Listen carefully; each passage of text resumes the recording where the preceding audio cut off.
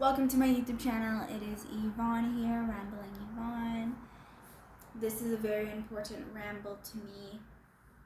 I will not be able to touch everything because of my scattered brain at this time, but I will touch what is most important to me about my truth about suicide. September is Suicide Prevention Awareness Month. So this video must be put out before September ends, and it will. I've been sitting on this video for a while. I tend to be an incredible procrastinator. But this ramble is my truth about suicide. My truth about suicide involves having many family members who have suffered from suicidal thoughts. Many having had suicidal attempts. From my very, very close family having suicidal attempts and suicidal thoughts. From my further extended family having suicidal thoughts and suicidal attempts. I myself have had one major suicide admitting, where I had gotten out of a doctor's office, very unregulated and very intense emotions, very early on in my healing journey, and I was very upset with what he had said. I don't recall what he had said, but I didn't like it, and I had kicked a can and walked out of there yelling. The nurse did hit the panic button where the woo woo went off in the hospital. I was in the elevator and she was like, "I'm not going in there," and I was like, "Yeah, you better freaking not, bleep bleep bleep. I dare anybody to come in this elevator with me, all 5'1" of me." Or 5', whatever of me. I went down to the bus stop in front of the hospital where I was an outpatient, and I started ripping up my joints. Weed was illegal at the time.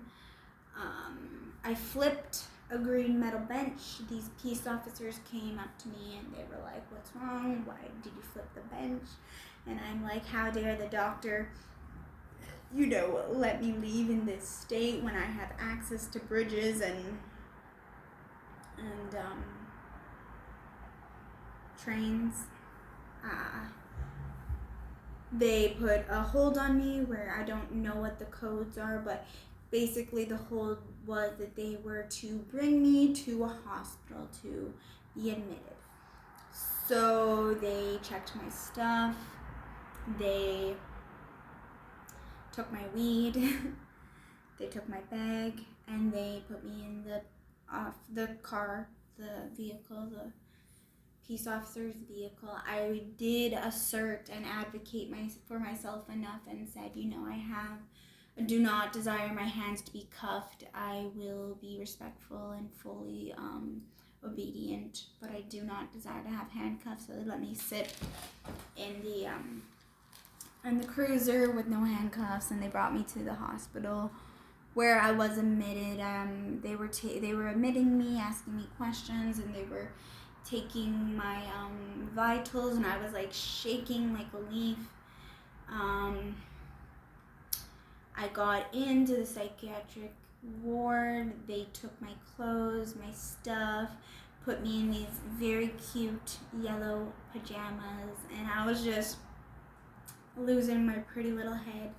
I stayed there for 5 hours. I was admitted to the hospital for 5 hours. For the first 2.5 to 3 hours, I raged out. I was disrespectful. I was not a happy camper. I was still in intense high emotions. I was very upset that I couldn't have my stuff, and I was still, I believe, threatening suicide. I also was threatening things like, no, I didn't actually get to that point yet. So eventually I was able to regulate myself, and I was able to advocate for myself. For by this time I had already been to a lot of therapy sessions, and I knew that I didn't want to end my life. I wanted to end my pain. I didn't want to end me, but I really, really, really wanted to end my pain, and I wanted to end my struggles and my suffering and my mental illness. I wanted to end all those things, and I was able to advocate to the ladies, the psychiatric nurses, that I do not want to kill myself, but I do want to end my pain. And they were fully understanding. They listened to my pain a little bit, my trauma, and how I've been, I was at the time just starting my healing journey, and I had been, having flashbacks and having a lot of PTSD, and I was going and I was seeing a sexual assault counselor, and I was, going to group therapy, checking off my dots, crossing my T's, checking off my dotting my I's and crossing my T's. And they brought me a book of like grounding techniques. They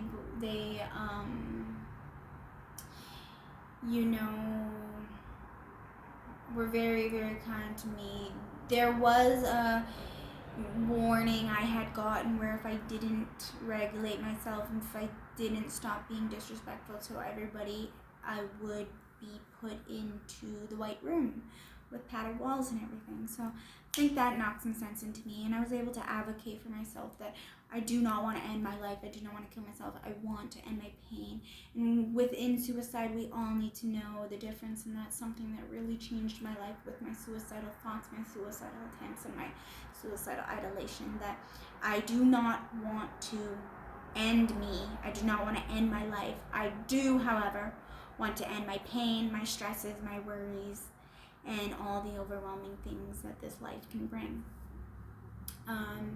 I did go on a little bit of a strike, and I said I will not eat, I will not drink, and I will not sleep until y'all let me out.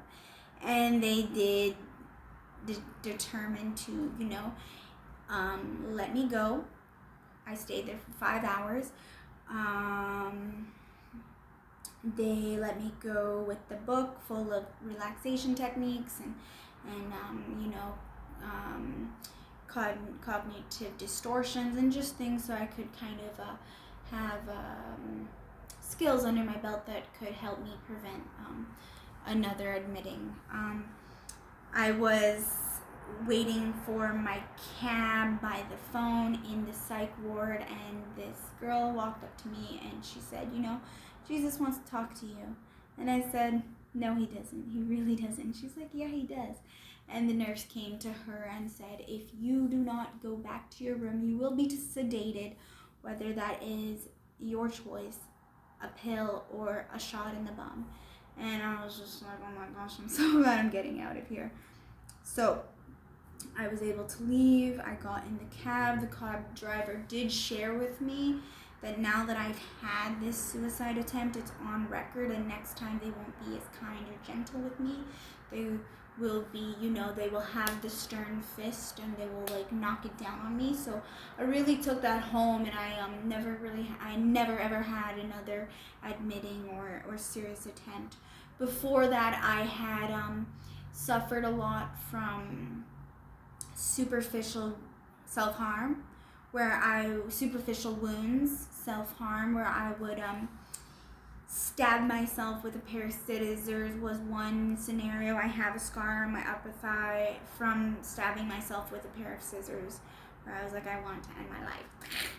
I also have a few superficial wounds on this arm from stabbing myself with a steak knife, where I just stabbed myself with a steak knife. Superficial wounds, but those are my only real self-harm attempts, and they were my only, that was my only one real admitting. I also kind of desired to end my life in subculture and Tickling the Dragon, where I thought, if I can't end my life, I will get someone else to do it. I feel like suicide is not easy to do, and I believe fully that it is an act of courage. Many people believe that those who commit suicide have committed a cowardice act, and I fully disagree. They have put much courage into, ending their life. Henceforth, the body does 110% of its energy to survive, meaning actually committing suicide is nearly impossible. And I have a twisted, warped belief about suicide and how it's not an act of cowardice, it's an act of courage. Perhaps the act of cowardice is not reaching out, is not seeking help, is not, knowing,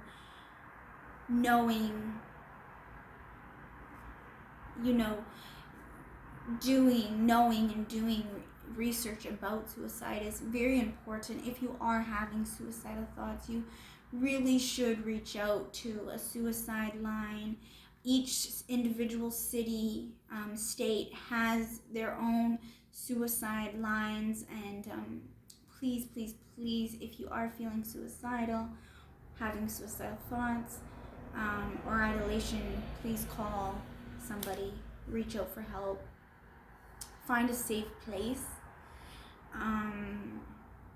Another really big one is avoid substances. That's one of the big reasons I had to get off the weed, for it was making me extremely paranoid and unrationally paranoid. Like, a certain level of paranoia is important to have. But after I quit being a subculture junkie, I felt as if there was a certain level of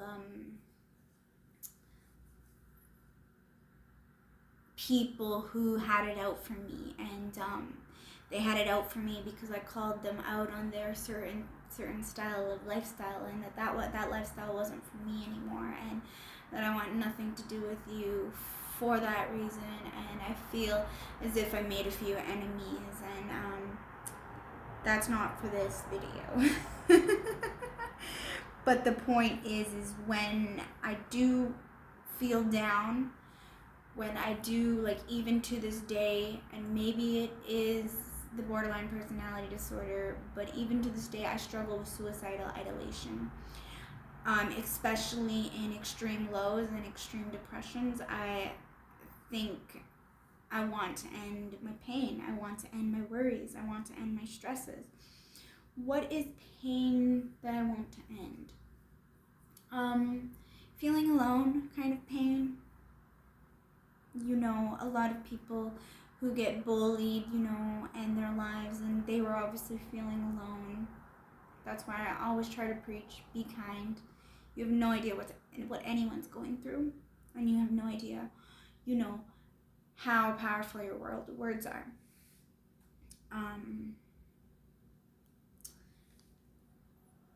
Okay, so I touched on that. Oh yes, I was saying, for me, I still struggle with suicidal ideation when I'm very down. But the biggest thing to take from my truth about suicide is know the difference between ending your life, ending you, and ending your pain, your stressors, and your worries. I swear to you, and irrelevant to my judgments, I swear to you, you do not want to end your life. You do not want to end yourself, your being, your life force. You do, however, want to end your pain. You want to end your stressors. You want to end your worries. You want to end the things that overwhelm you in this life. And you're not alone in that. And I know we can all look back to places, as I said, when we were under extreme mental distress and we wanted to end it. And suicide is a way to end it, but the real way to end your pain, your stressors, your worries, is to seek help, is to get a therapist, is to go to mental health groups, is to face your pain.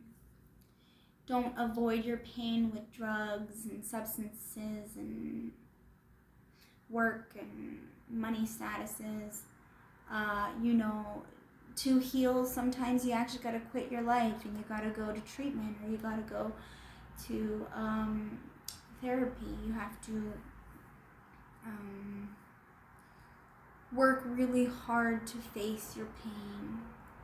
Another thing I've learned since quitting weed is you have to work very hard to find positive activities, find positive people, find positive self-care things. If you're sitting, for me example, when I was sitting around smoking weed all the time and it was making me paranoid, I didn't want to, I wanted to end my paranoia. I wanted to end my stagnancy, which I'm so grateful for the courage that I have had in my ability to seek help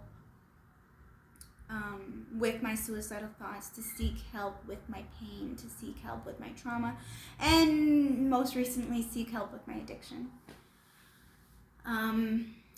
Seeking help is the answer to overwhelming pain, worries, stressors that make you feel like you want to end these pain, worries, and stressors. I have created a safety plan and a crisis plan for if I do feel suicidal, what do I do? Crisis plan is more when you've already, got yourself admitted, or you already got yourself in jail, or, what you do after, like who's going to look after your pet, who's going to pay your rent while you're in the ward, right? But a safety plan is more to have you aware of your triggers, henceforth. What do you do to prevent the suicide thoughts, attempts, and why? You talk a lot about why you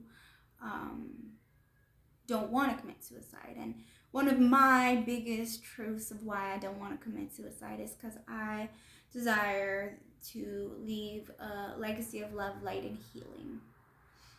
And I face a lot of personal struggles of hate, personal struggles of, what's the opposite of healing? Of damaging things. The awareness of yourself can bring you to a place where you can see that you do have a purpose, and that you do have a reason, and that you do have a very, very important part to play in this world. I do not believe in filler people just here to fill spaces, fill places. I do not believe in that. I believe everybody has a purpose, a big purpose, and it may seem small. The little things we do to take care of ourselves may seem small, but actually it's mega, mega huge, and you inspire a lot of people when you start to seek help.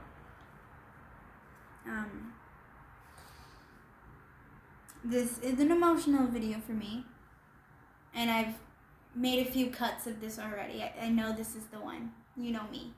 No editing.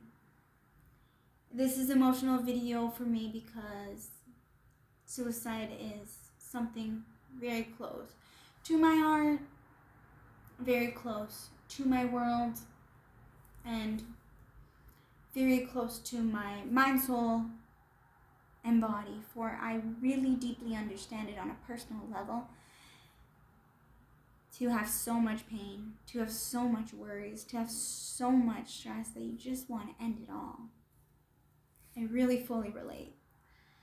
And if you got anything out of this visit and this video, it is that we all experience pain. We all experience stressors. We all experience worries. And I feel like the powers that be are so busy making us feel alone and like we don't connect and like we don't belong, and like with conquer and divide and everything. And this is one of the biggest things I'd like to get out there for the world, is that we are so alike in our pain. We must find commonality in our pain, in our stressors. The stressors of money, the stressors of not being good enough, the stressors of feeling overwhelmed with like your daily tasks, with your daily responsibilities. You're not alone in any of your feelings, whether they're good or they're bad. And I feel like, to me, the truth about suicide is, people who actually do it have to be very alone. And as we know, or as we're learning, to be alone is courageous. But humans are creatures that seek and must seek connection. Oh, if it was dark in here, you can see the light shine off me.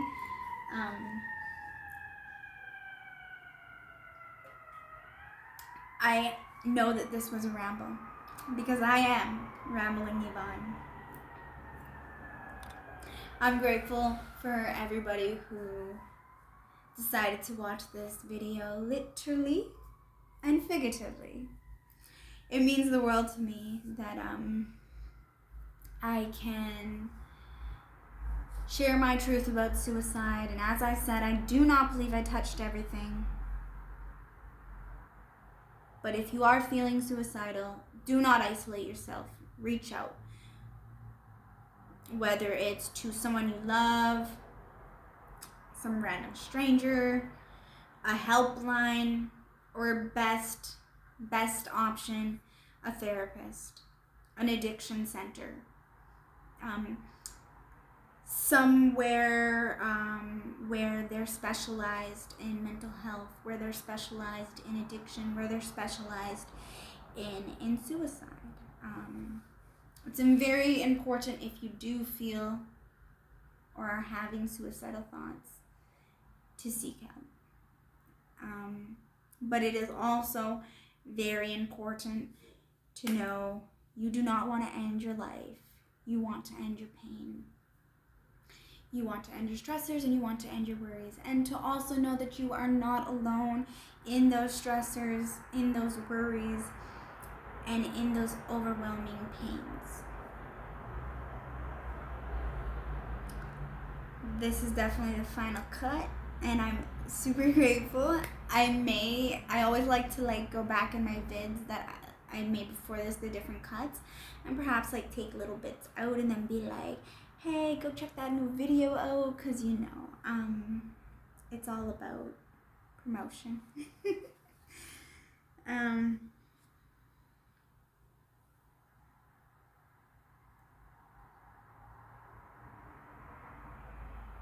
Thank you so much for watching my ramble on my truth about suicide.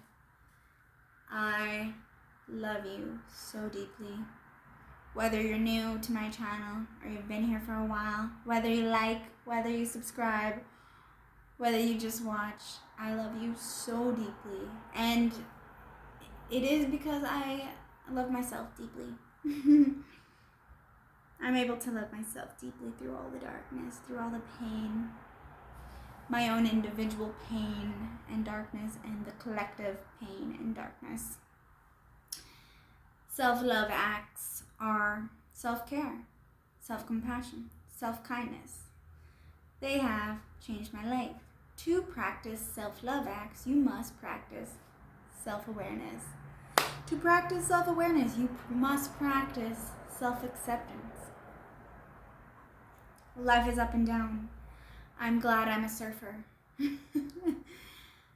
It's more exciting being alive than being dead.